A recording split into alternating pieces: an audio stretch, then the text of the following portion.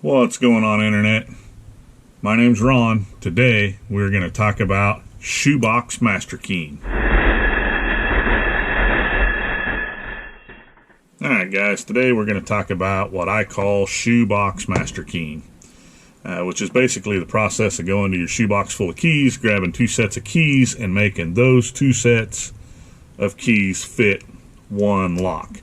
Now this is the same thing as hardware store master keying, where you go into the hardware store with your master key, you buy a lock, and the hardware store takes that lock and makes both your master key and the key that came with the lock fit the same lock. In doing that, that's a dangerous practice. That is not how we do it, but we're going to show you how it's done anyway, just so you kind of get the idea of how master pins work in a lock. So we've got two sets of keys.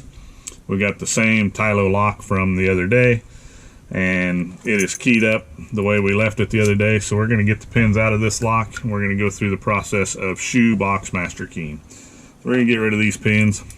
The bitting on these keys, same as the one was the other day, is 34326. And then our new key is 53553. So we're going to make these two keys fit this lock. The process of doing that is writing your numbers out the way I have them here. We're going to circle all of our smallest numbers. Those are going to be the key pins that are going to go in the lock first in each chamber.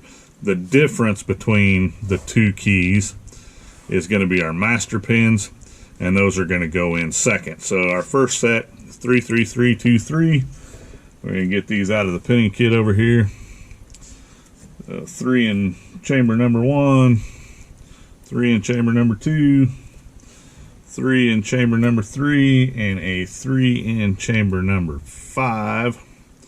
And our oddball being the number 2 in chamber 4. So those are our key pins. So now we're going to enter our master key pins, 21233. Get some 2s out here. And these guys are just tiny, okay? So if I throw it at myself here. So that's the 1. So it's going to go in chamber number 2. Get that guy back in there. So this is a 2. We're going to put a 2 in chamber number 1 and a 2 in chamber number 3.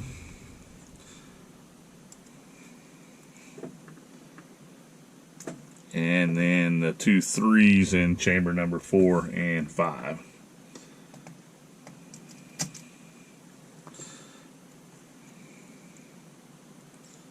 There's one.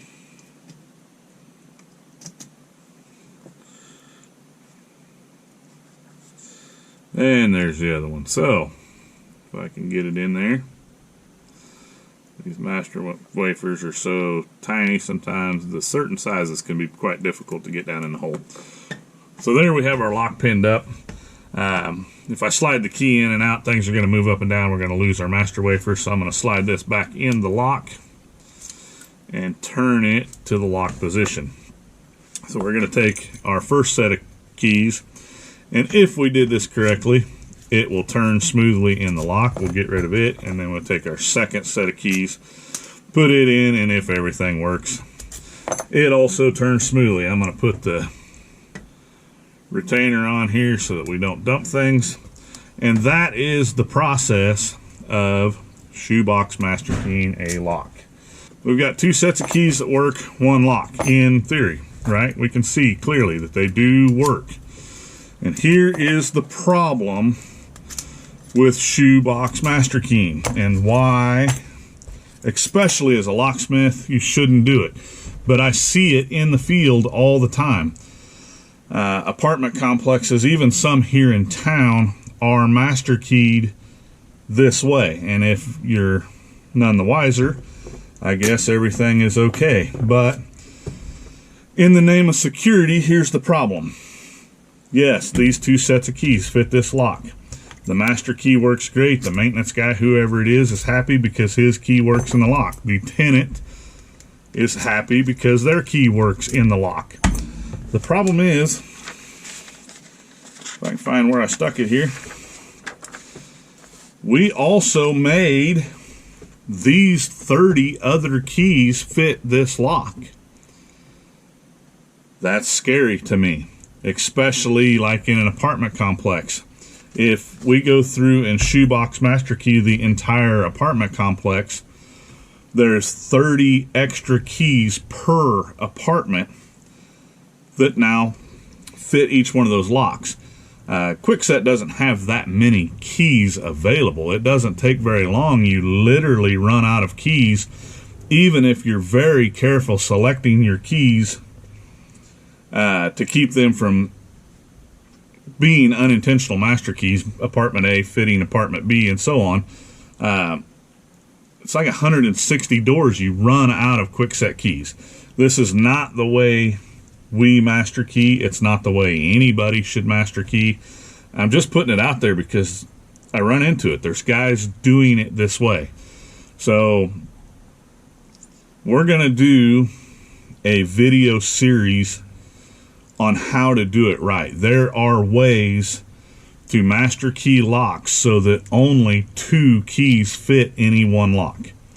There are master key programs where, yes, you have lower level master keys, but if you know what they are and you know what you're doing and those keys are never cut, it never becomes a problem.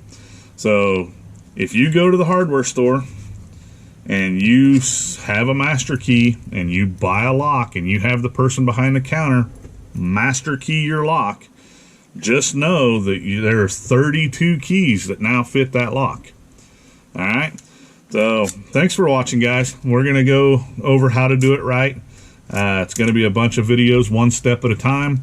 This is intended for the people that don't know how to do it, that are out there doing it incorrectly in the name of security.